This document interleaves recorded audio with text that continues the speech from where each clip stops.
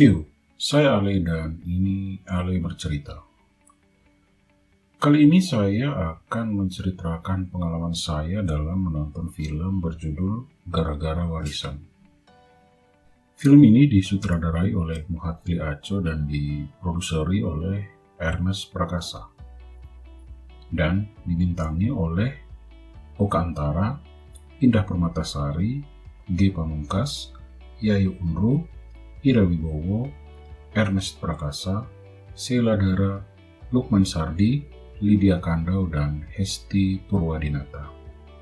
Perlu diingat, ini adalah opini pribadi saya yang bersifat subjektif.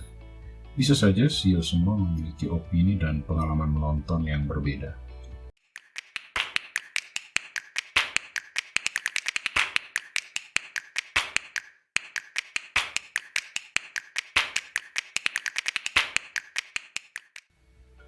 Film ini menceritakan tentang 3 orang bersaudara yang harus bersaing untuk memajukan guest house milik ayah mereka, Pak Dahlan. Pak Dahlan sendiri adalah pemilik guest house yang semakin lama semakin berumur dan mulai sakit-sakitan. Beliau mulai berpikir untuk mewariskan guest house tersebut kepada salah satu dari anaknya. Dan anak-anak dari Pak Dahlan itu adalah: pertama, si Adam yang diperankan oleh Oka Antara. Anak sulung yang kerap menyalahkan sikap keras ayahnya atas kegagalan yang terjadi dalam hidupnya. Karena sejak kecil ayahnya ini atau Pak Dahlan lebih sering memberikan perhatian dan kasih sayang kepada adik bungsunya. Kemudian ada Laras yang diperankan oleh Indah Permatasari, si anak tengah yang mandiri dan idealis. Seorang anak gadis yang sangat mencintai ibunya, dan karena cinta akan ibunya tersebut, maka pada akhirnya dia membenci Pak Dahlan yang menikah lagi dengan Ibu Astuti. Lalu si Diki yang diperankan oleh G. Pamungkas, anak bungsu yang merupakan kesayangan dari ayahnya. Diki ini selalu dimanjakan oleh Pak Dahlan sejak masih kecil. Hal ini membuatnya tumbuh menjadi pemuda yang tidak bisa diharapkan. Sebenarnya, kasih sayang berlebihan yang diberikan oleh Pak Dahlan ini merupakan kompensasi atas rasa bersalah yang beliau rasakan. Ketika anak dari Pak Dahlan itu pada akhirnya saling bersaing untuk menjadi pewaris yang berhak untuk memiliki guest house tersebut. Tentunya, persaingan ini dilatar belakangi oleh alasan pribadi dari masing-masing anak. Dan tentu saja, usaha mereka tidak berjalan mulus. Banyak rintangan dan kendala, serta pada akhirnya muncul seorang antagonis bernama Pak Sanusi yang juga ingin menguasai guest house tersebut. Kelebihan dari film ini, cerita yang disajikan oleh Muhatli Aco sebenarnya tidak terlalu istimewa. Tetapi Muhatli berhasil menulis dan mengarahkan sehingga film ini menjadi menarik. Anak yang merasa tidak didukung oleh orang tuanya, anak yang merasa orang tuanya pilih kasih, anak yang merasa orang tua cepat mencari pengganti pasangan hidupnya yang baru saja meninggal.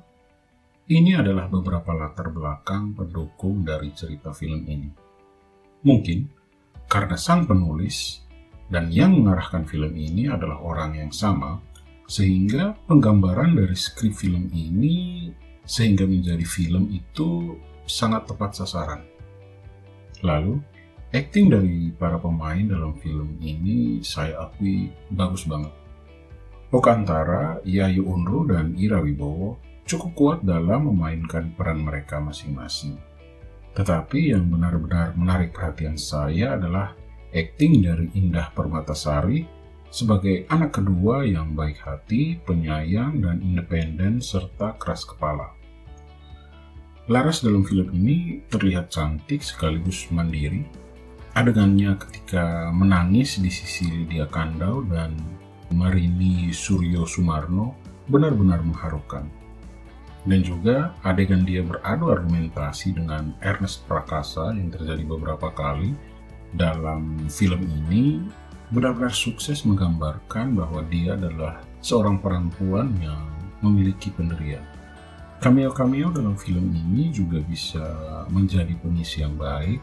Sebut saja Ari Kriting, Muhakli Aco, dan Adit Erwanda. Sayang sekali, cameo yang diperankan oleh Pak Ridwan Kamil tidak terasa gregetnya. Komedi dalam film ini juga mampu masuk dan mengisi sehingga terjadi percampuran antara komedi dan drama dalam film ini. Lukman Sardi yang memerankan peran antagonis dalam film ini juga membawa aura yang sangat mengintimidasi.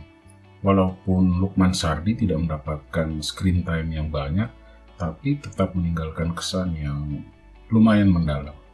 Kemudian, saya juga menyukai sinematografi yang dipakai dalam film ini. Banyak shot close up yang mendukung kekuatan dari cerita yang sedang dibangun. Penggunaan ton warna juga saya suka. Sepertinya Muhakli Aco sudah bisa menjadi seorang sutradara yang jempolan. Menurut saya, kekurangan dari film ini adalah kontinuitas dari ceritanya.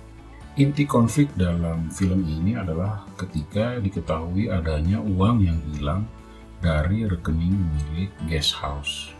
Nah, hal tersebut menjadi alasan untuk berkembangnya cerita menuju ke arah klimaks. Tetapi, tidak ada tindak lanjut mengenai isu tersebut sampai dengan akhir cerita. Kemana uang tersebut? Siapa yang mengambil uang itu? Apa benar si Diki yang mengambil uang tersebut? Kita sebagai penonton tidak mengetahuinya sampai film selesai. Yang kedua, antagonis dalam film ini terkesan terlalu dipaksakan untuk masuk ke dalam ceritanya.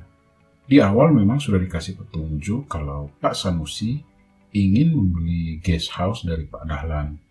Tetapi karena guest house-nya tidak dijual, maka pada akhirnya Pak Sanusi menggunakan rencana jahat untuk mendapatkan guest house tersebut.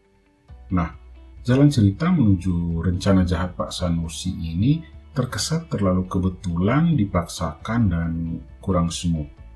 Tante Ginting yang berperan sebagai seorang pengedar sabu, di awal film dia digambarkan berjualan sabu di pasar. Tetapi pada akhir film, daerah operasinya sudah berganti ke nightclub, dan tiba-tiba saja dia sudah menjadi anak buah dari bos Sanusi ini. Menurut saya ini kebetulan yang sedikit dipaksakan. Lalu ada hal minor yang menurut saya bisa dikembangkan adalah latar belakang kehidupan dari si Diki, si anak bungsu. Di sini dia hanya digambarkan sebagai seorang pemakai sabu, seniman, dan seorang anak muda yang sedang jatuh cinta. Selain itu, tidak ada lagi yang kita ketahui tentang Diki ini. Hal tersebut membuat saya tidak terlalu merasakan simpati pada tokoh Diki pada saat klimaks dari film ini, di mana dia bersedih ketika kematian ayahnya. Untuk film ini, saya memberikan skor 8,5/10. Makasih siu semua sudah mendengarkan pengalaman saya dalam menonton film Gara-Gara Warisan. Sampai ketemu lagi di cerita film selanjutnya.